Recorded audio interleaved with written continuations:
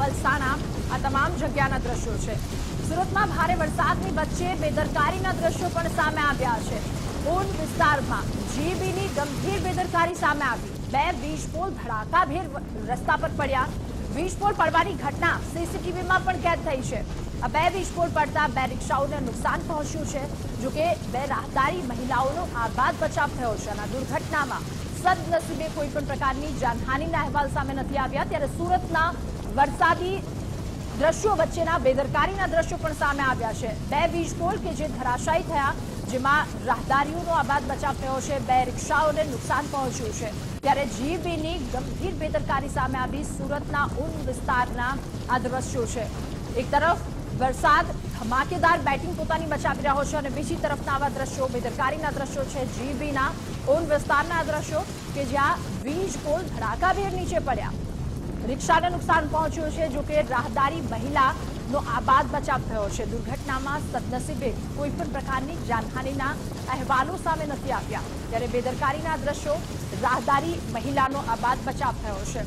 તંત્ર દ્વારા પહેલા કામગીરી કરવામાં આવે છે, કેવી કામગીરી કરવામાં આવે છે એનો બોલતો પુરાવો। વધુ માહિતી મેળવીશું। સંવાદદાતા રાકેશ બ્રહ્મભટ્ટ આપણી સાથે જોડાયા છે। રાકેશ, ઊન વિસ્તારમાં જીબીની ગંભીર બેદરકારી સામે આવી।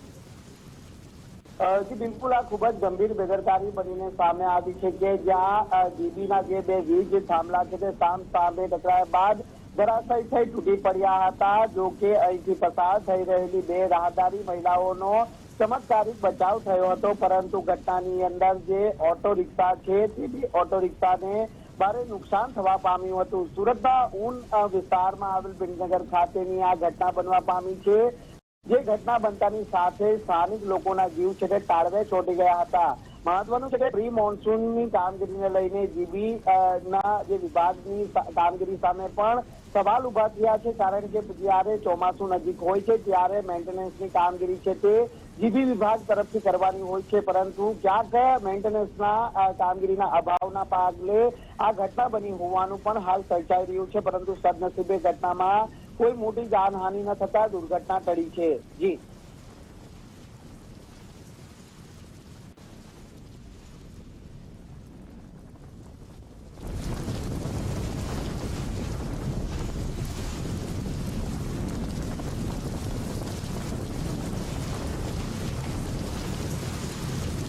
જી રાકેશ, આભાર માહિતી બદલ।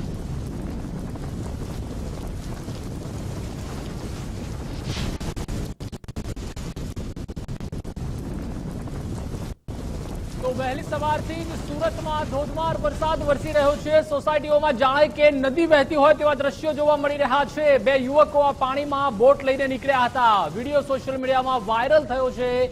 સુરતની રાજદીપ અક્ષરદીપ સોસાયટી પાસેનો આ વિડીયો છે। બીજી તરફ ભરી માતા રોડ પર પણ વરસાદી પાણી ભરાયા હતા અને પ્રી મોન્સૂનની કામગીરી સામે અનેક સવાલો ઉઠ્યા છે। તો સુરતના આ દ્રશ્યો છે।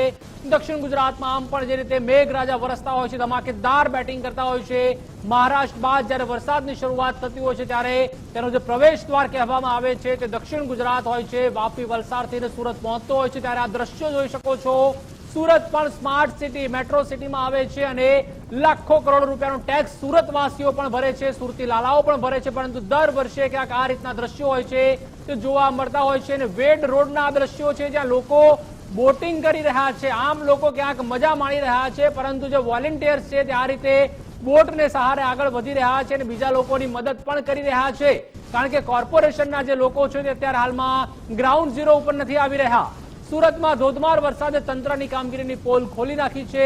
ક્યાંક કમર સુધીના પાણી ભરાયા છે, તો ક્યાંક રસ્તા પર ભૂવા પડ્યા છે। પાલ વિસ્તારમાં રસ્તો બેસી જતા આ જે ઘટના છે તે સામે આવી છે। રસ્તો બેસી ગયો છે।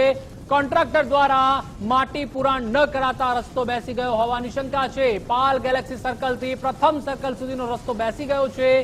એક સાઈડનો રસ્તાનો ભાગ બેસી જતા વાહન ચાલકોને પારાવાર હાલાકીનો સામનો કરવો પડી રહ્યો છે। તો સુરત શહેરમાં વરસાદ વરસી રહ્યો છે। ધમાકેદાર બેટિંગ મેઘરાજા કરી રહ્યા છે, ત્યારે અમરોલી કોસાળ રોડ પર વરસાદી પાણી ભરાઈ ગયા હતા। કોસાળ આવાસ જવાનો માર્ગ છે તે પણ પાણીમાં ગરકાવ થઈ ગયો હતો। વરસાદી પાણી ભરાતા વાહન ચાલકો ખાસ તો મુશ્કેલીમાં મુકાયા છે અને મનપાની પ્રી મોન્સૂન કામગીરી સામે પણ અનેક સવાલો ઉઠ્યા છે. સુરતના અમરોલીના દ્રશ્યો આપ જોઈ શકો છો, કેટલું વરસાદી પાણી ભરાઈ ગયું છે, જાણે કે રોડ રસ્તા પર નદીઓ વહેતી હોય, પૂર આવી ગયું હોય તેવા દ્રશ્યો જોવા મળી રહ્યા છે. અને હજુ આ તો શરૂઆતનો જ વરસાદ છે, ત્યારે આ સ્થિતિ છે, ત્યારે આવનારા સમયમાં શું થશે તે પણ સવાલ છે. તો સુરતમાં પણ મ્યુનિસિપલ કમિશનર, સુરતના મેયર અને તમામ લોકોએ અત્યારે હાલમાં ધ્યાન આપવાની જરૂર છે, કારણ કે દર વર્ષે આ રીતની જે સ્થિતિ હોય છે તે સર્જાતી હોય છે. લોકોના અકસ્માત થતા હોય છે, 2 વ્હીલર 4 વ્હીલર હોય છે તે બંધ પડી જતા હોય છે અને લોકોને પારાવાર મુશ્કેલીનો સામનો હોય છે તે કરવો પડતો હોય છે. આજે તો રવિવાર છે, પરંતુ આવતીકાલે જ્યારે લોકો પીક અવર્સમાં પોતાના ઓફિસ જશે ત્યારે શું સ્થિતિ થશે તે પણ સવાલ છે. તો સુરત જિલ્લામાં અવિરત વરસાદ વરસી રહ્યો છે. વાત કરીએ હવે ઓલપાડ તેમજ કુરસદ વિસ્તારની, તો ઓલપાડના કુરસદ જીઆઈડીસીમાં પણ વરસાદી પાણી ભરાઈ ગયા હતા. શોપિંગ સેન્ટર તેમજ મુખ્ય માર્ગ પર પાણી થઈ ગયું છે. તંત્રની પ્રી મોન્સૂન કામગીરીની પોલ ખુલી ગઈ છે.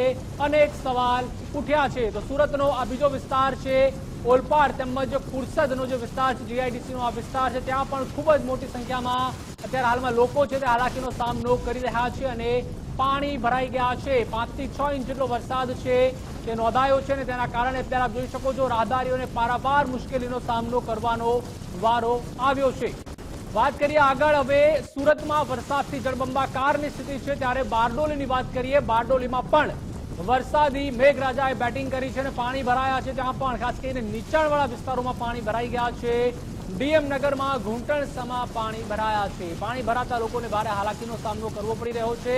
પાલિકાની પ્રી મોન્સૂનની કામગીરીની પોલ તો ખુલી ગઈ છે. લોકોના મકાન હોય, દુકાન હોય, ત્યાં પણ પાણી ભરાઈ ગયા છે. તો ડીએમ નગરના આ દ્રશ્યો છે જ્યાં ઘૂંટણસમાં પાણી ભરાઈ ગયા છે અને એક તરફ જ્યારે રોગચાળો ફાટે તેવી પણ સ્થિતિનું હાલમાં નિર્માણ થયું છે. સુરતના દ્રશ્યો છે. જિલ્લામાં વહેલી સવારથી જ ધોધમાર વરસાદ વરસી રહ્યો છે. ભારે વરસાદને કારણે અનેક નીચાણવાળા વિસ્તારોમાં વરસાદી પાણી ભરાયા છે. દ્રશ્યો બતાવવાનો પ્રયાસ કરીશ. બારડોલીના ડીએમ નગરના દ્રશ્યો છે. પહેલા વરસાદમાં જ જે ડીએમ નગર સોસાયટી છે એ સોસાયટીમાં વરસાદી પાણી છે તે ભરાયા છે. દ્રશ્યો જોઈ શકો છો, સોસાયટીના પાર્કિંગમાં પણ વરસાદી પાણી છે તે ભરાયા છે. જે પ્રમાણે બારડોલી નગરપાલિકા દ્વારા જે પ્રી મોન્સૂનની કામગીરી કરવાની હોય છે એ કામગીરીમાં ક્યાંક ને ક્યાંક બેદરકારી દાખવી હોય તે પ્રમાણેના દ્રશ્યો ત્યાં જોવા મળી રહ્યા છે. પાલિકા દ્વારા પ્રી મોન્સૂનની કામગીરી નહીં કરાતા જે રહીશો છે તે પણ રોષ જોવા મળી રહ્યો છે. ખાસ કરીને પહેલા ચોમાસામાં જ ડીએમ નગર જે સોસાયટી છે તે સોસાયટીમાં ઘૂંટણસમાં પાણી ભરાતા લોકો જે છે તે ભારે હાલાકીનો સામનો કરી રહ્યા છે. જે સ્થાનિકો જે રહીશો છે તેમણે ઘરોમાં પાણી ભરાતા જાતે જ પાણી ઉલેચવાનો જે પ્રયાસ છે તે કરવામાં આવ્યો છે. હાલ આપણી સાથે કેટલાક લોકો છે એના સ્થાનિક છે તેમની સાથે આપણે વાત કરવાનો પ્રયાસ કરીશું. પહેલા વરસાદમાં જ સોસાયટીમાં વરસાદી પાણી ભરાયા છે, શું કહેશો? 2 જ કલાકની અંદર તમે જોઈ શકો આ પરિસ્થિતિ છે. વારંવાર રજૂઆત કરવા છતાં તંત્રને કંઈ પણ એ લોકો એક્શન લેતા નથી અને દર વર્ષે આ જ હાલત થાય છે અમારી, અને છતાં પણ તંત્ર જાગતું નથી. આવ્યા છે નગરપાલિકાના? કોઈ આવ્યું નથી. કોઈ પણ અમે વારંવાર રજૂઆત કરીએ છીએ, બોલાવીએ છીએ, પણ કોઈ આવે નહીં અને આ જ પરિસ્થિતિ છે અત્યારે. શું માંગ છે કાયમી નિકાલ માટે? કાયમી નિકાલ માટે અહીંયા ગરનાળાનો પ્રોબ્લેમ છે. જે મોટા ગરનાળા નાખી દો તો એ પાણી નીકળી જાય છે અને આગળ જે સોસાયટીમાંથી પાણી આવે છે એ બધું પાણી નીકળી જાય. એના માટે એ જ રજૂઆત છે કે આ પાણી જે છે મોટા ગરનાળા નાખી દો તો પાણી નીકળી જશે આગળ. વરસાદી પાણી ભરાય છે, કેવી સમસ્યાનો સામનો કરવો પડે છે? દર વર્ષે અમારે ઘર વખરી બગડી જાય છે, ફર્નિચર બગડે છે. દર વર્ષે ગાડીઓ જે હોય છે એમાં પાણી ભરાઈ જતા હોય છે, તો એ સમસ્યા અમારી કાયમ રહી છે, દર ચોમાસે રહી છે. વરસાદી પાણી ભરાવાને કારણે જે ઘર વખરી છે તે પણ ખરાબ થતી હોવાના અહીં છે જે દાવા કરવામાં આવી રહ્યા છે. શું કહેશો આપ, જે રીતે દર ચોમાસે વરસાદી પાણી ભરાય છે સોસાયટીમાં, શું કહેશો પાલિકા દ્વારા કેવી કામગીરી કરવામાં આવે? દર વર્ષે કોઈ પણ કામગીરી અહીંયા કરવામાં આવતી નથી અને અમે પણ અહીંયા વારંવાર રજૂઆત કરી ચૂક્યા છે, પણ કોઈ તંત્ર અહીંયા આવીને ઊભું રહેતું નથી અને દર વર્ષે અમને ખાલી આશ્વાસન આપીને નાસી જાય છે.